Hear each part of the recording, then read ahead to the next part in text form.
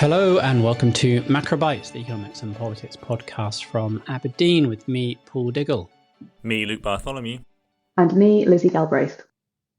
So the much anticipated UK budget has now been delivered by Chancellor Rachel Reeves. We're recording this at 4 p.m. on the Wednesday afternoon of the budget, and we're going to give you our initial takeaways and implications from a macro, political and market perspective. Well, let's start, Luke, with the OBR forecast changes, which of course set the backdrop of the Chancellor's fiscal room and decisions. And these forecasts were obviously released early before the Chancellor stood up in Parliament, to some embarrassment at the OBR, I imagine. But what were the main changes in the numbers? Sure, and forgive me because this will be a little bit number dense to start with, but I do think there are some quite interesting things going on in the forecast revision, which gives us a good sense of some of the big picture choices that are being made in the budget. So the first thing to say is, as widely expected, including by us, we talked about it many times on the podcast, the productivity numbers were revised down by the OBR by 0.3 percentage points to 1%, which to my mind is still perhaps a little bit high, but maybe the OBR is gradually moving to something more realistic. And so what that means is, despite the fact that the near-term growth outlook is a little bit better, the fact that productivity over the entire forecast horizon is worse means that the size of the economy come the end of the forecast horizon in real terms will be about 1.3% smaller than the OBR previously thought. But significantly, the real side and the nominal side, there's some interesting divergence. So nominal, that is the cash pounds size of the economy. And because inflation and wage growth has been higher than the OBR expected, its downgrade to the nominal size of the economy is a little bit smaller, 0.9%. And it's that nominal number that actually matters more for the tax take. And it's not just the nominal number itself, but it's also the distribution of that nominal number. Because when we're saying that productivity has been revised down, but wage growth is actually a bit stronger, that's effectively saying that the share of income going to labour versus capital is increasing. So the labour share of the national pie has got bigger. And because labour is actually taxed at a higher rate than capital is, it's a more efficient way for the government to raise revenue. So what all that means is, despite these productivity changes that were widely flagged, the so-called black hole that many were expecting against the fiscal rules is a lot smaller. In fact, there isn't a black hole prior to any budget measures. The £9.9 billion of headroom the Chancellor previously had is revised down to about £4 billion or so, but significantly it's still positive, as it were. It is within the fiscal rules before there were any budget measures. Okay, so does that mean that the tax and spend decisions the Chancellor has taken in the budget, including, as we'll talk about, increasing the amount of headroom against the fiscal rule, were strictly necessary if there wasn't actually a black hole, as it were, to be filled in the first place? Yeah, so the way in which this budget was often set up in the run-up was that fiscal policy was being reset, realigned, in response to changing macroeconomic fundamentals, a reassessment of what the economy can produce over the medium to long run was going to occur, and that meant that fiscal policy had to change. And that's not really what's gone on at all. This does seem to be a budget that represents, rather than those necessary adjustments to underlying economic reality, in fact, two quite significant political choices, which is that tax has been increased to do two things. One is to increase the headroom, so more than double it from the 9.9 billion it has been at the last two fiscal events to 22 billion pounds. So a more than doubling increase of that headroom, and to increase spending. So it is very much a budget of choices that tax has been increased to do those two things. So that new amount of headroom that the Chancellor has against her fiscal rules, that's the amount by which the current budget is going to be in surplus in 29-30, increase, as you say, Luke, to £22 billion. Is that a big number? Is that a lot of headroom or not?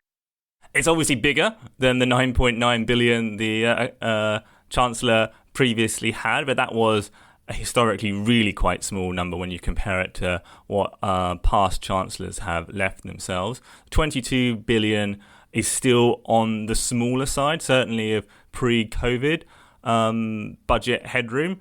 So yeah, it's an increase, but it's still on the small side. I think the Chancellor will hope that this increased headroom does several things for her. One, that it helps build credibility with the gilt market, and in particular, the hope is that it will reduce, sometimes this nasty feedback loop that sometimes seems to exist between gilt market volatility and the fiscal position. That when gilt yields increase, if the fiscal headroom is pretty small, then that can be wiped out quite easily by changes in the gilt yield. And so in turn, that requires changes to fiscal policy, which in turn could drive more changes to the yield environment. So by increasing the headroom, it does sort of reduce that sensitivity a little bit. The second is it buys her some political breathing space. After the last two fiscal events, we and others have been very quick to point out that 9.9 billion headroom isn't very much, and it was likely to be lost by the next fiscal event. And so already we started speculating about what tax increases would have to come through. And I think it's fair to say that kind of speculation hasn't always been particularly positive for the real economy in terms of its impact on sentiment and investment decision making. So, by increasing the headroom, the hope is that, we won't immediately start again on a new cycle of drip, drip, drip headlines about possible future tax increases. And the third, and this is perhaps, where the Chancellor is at her most hopeful, is that 22 billion in the future could be, a small war chest, as it were, to finance fiscal easing in the future in the run-up to election through either tax cuts or spending increases.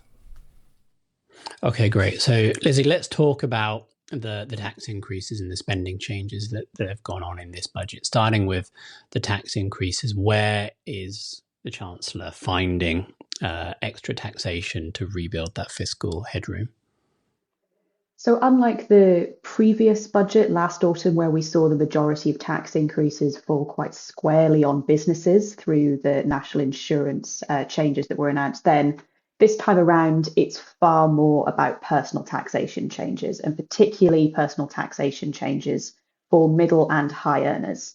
Now, there's a lot in here that actually wasn't too much of a surprise, thanks to the quite extensive leaking and pre-briefing that we saw in the past few weeks. The heavy lifting here was done by a freeze to personal taxation thresholds. Now, the Chancellor at the previous budget had announced that they would be unfrozen from 2028. They are currently frozen regardless. That hasn't changed. This budget announced that actually she's walking that announcement back, and they will in fact continue to be frozen for the entire duration of this forecast period. And that raises you 8 billion in the OBR's judgment. The other change on income tax comes from a 2 percentage point increase in the income tax that is applied to property, dividends, and savings. So we have a kind of a rounder increase in income tax, just going beyond that threshold freeze that was expected. And then we also have some new taxation on property as well. So high value property above £2 million on current valuations, it should point out, will be subject to an annual charge going forward from 2028 of between £2,500 going up to £7,500 for properties that are worth more than £5 million. There are also some smaller changes around the edges for business taxation, particularly looking at business rates for again, high value business property. So the government is saying that this is targeting warehouses that may take up quite a large amount of land and therefore have quite a high value property valuation. But really the heavy lifting here has been done on that personal taxation side. And importantly, when we're thinking about the overall impact of this budget, the vast majority of these tax increases that have been announced are only really kicking in from 2028. So they're quite backloaded in terms of the overall spending profile going forward. So this is the so-called smorgasbord approach of tax increases that has gone on in this budget, rather than a single big increase in income tax rates. There's been an extension of income tax bands being frozen, that does the heavy lifting, but there is really this kind of long list of other taxes that you were highlighting there, Lizzie, and potentially that introduces inefficiencies or uncertainties into the economy that can be unhelpful in the medium to longer run. But that's a really critical point you make about the backloaded nature of the tax increases. Does that undercut some of the credibility of the revenue raises, of the fiscal tightening of this budget? I think it definitely will raise concerns about whether or not we're actually going to see those changes implemented as the OBR has expected them to be and therefore scored them. So there's a few different ways that you can maybe see that outlook changing. The first is that some of these tax changes, not all, but some, are subject to government consultation about the exact terms in which they will be applied. The second is that because they have such a long lead time, you can maybe get behavioral changes that limit people's exposure to actually paying them in the first place. And the third is that, a lot can happen in 3 years, politically speaking. And that means that, the government may make changes to these policies that may mean that they're not implemented in the way they're currently set out, or maybe not even implemented at all. And that quite significantly alters the future fiscal outlook. So there's a lot of uncertainty just because you've pushed out those decisions so far in the future, and as the past few years will tell us, that can be a very, very long time in politics. Great. So tell us, Lizzie, about the spending measures in this budget, because there was increased spending, primarily on the welfare bill, heading into this budget, and then in the budget announcements itself. What went on there? Yeah, so there's I think you would say that the spending increases were probably a bit more generous than maybe we'd been expecting. Certainly based on the pre-briefing in advance of this budget, particularly on the welfare bill. Reeves in the run up to the budget had actually been talking more about needing to bring welfare spending down over the course of this parliament, and that's not what we've seen here. So we've seen the very strongly anticipated lifting of the two-child benefit cap. But in and around that, actually, welfare spending is boosted by about £10 billion over the course of this parliament, which is significantly more generous, I think, than people had been expecting based on that briefing, as I mentioned. But there's also another package of spending measures I think is important to talk about that I think maybe was less of a surprise. And that's the measures that were there to address cost of living issues, which really for us is more about inflation expectations going forward. What can the government do to lower inflation expectations, or at least not increase them, which is what we saw happen at last year's budget. What we've had there is a series of measures that are connected primarily to lowering energy bills. So there's a package of measures that in total will lower energy bills on average by around about £150 per year. And we've also seen things like a freezing of rail fares and prescription costs as well. So the government is trying to limit increases to regulated pricing as part of that effort. Well, Luke, on that note, two of the Chancellor's economic aims in this budget were lowering inflation, as Lizzie's been talking about, and boosting growth. To what extent are the budget measures going to lower inflation and increase growth?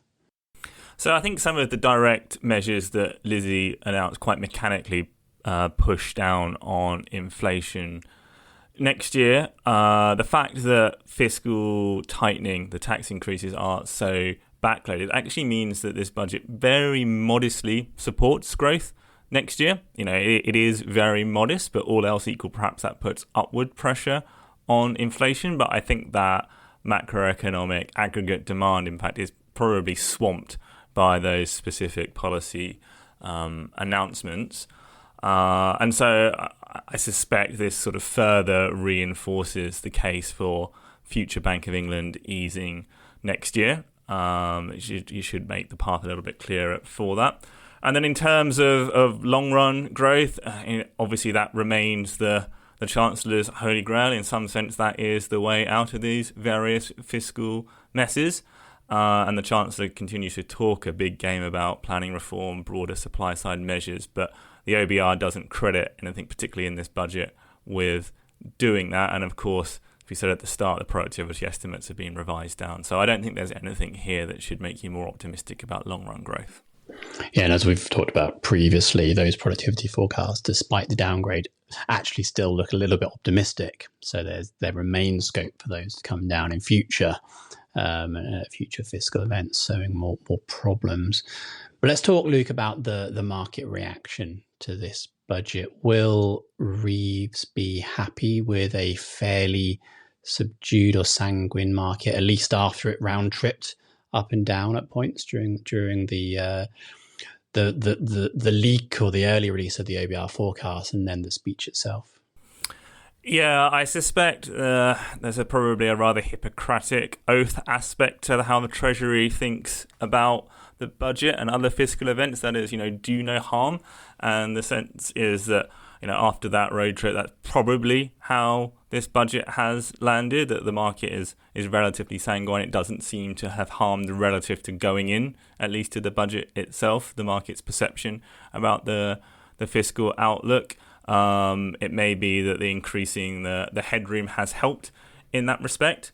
I mean, I do think there are potentially problems stored up for the future here, as Lizzy's already talked about. It's talked about herself. The tax increases are backloaded. There are plenty of things that could come along that means that we don't get full delivery on those. And also the spending plans as you go further into the future still do seem to involve, at least from our perspective, some quite heroic assumptions about how tight fiscal policy can be, how restrained spending growth can be across various different departments, including defence. So those are definitely future questions that the market might have to reassess. But for now, at least, I think the Chancellor will feel quite happy with the market reaction. And Lizzy, what does this budget mean, or what may it mean for Starmer and Reeves' popularity with the Labour Party and with the electorate, particularly heading into some very important local and regional elections in May? So I don't think you can really separate the political context that this budget was taken in from some of the decisions that we saw taken today. Certainly things like the increased welfare spending, the generosity of spending in general, and actually some of the tax decisions do seem quite far removed from the impression that we were getting from the Treasury a few weeks ago. And I think it is reasonable to assume that, the political pressure that Starmer and Reeves are under, both from the public and from their party, is playing a role in decision making here. Will this budget help? I think there are reasons to be quite sceptical of that. I don't think it'll necessarily have resulted in any sort of leadership crisis coming down the track imminently. I don't think there's reasons to expect that the party is sort of deeply unhappy with this budget specifically. But that doesn't mean to say that it's necessarily improved the standing of the Labour leadership with the public and therefore by extension the Labour Parliamentary Party.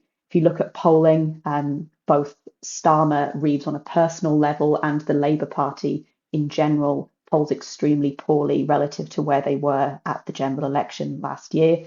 And there are reasons to be very concerned from their perspective about what is going to happen at the May local elections. So if we apply current polling to those election results, we're likely to see quite a poor result for the Labour Party.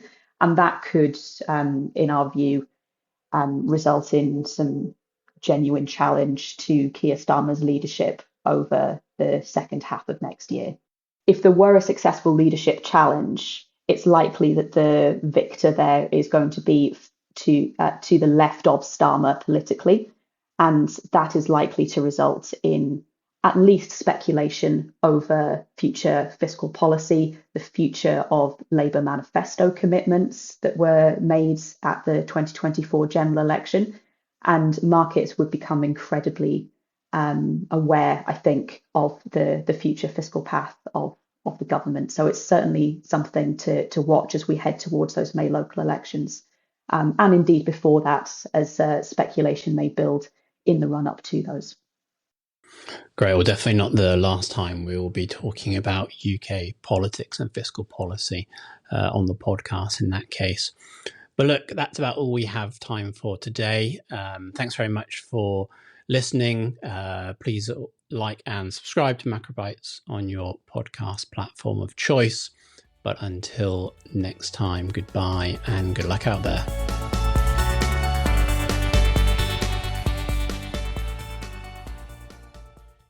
This podcast is provided for general information only and assumes a certain level of knowledge of financial markets. It is provided for information purposes only and should not be considered as an offer, investment, recommendation, or solicitation to deal in any of the investments or products mentioned herein, and does not constitute investment research.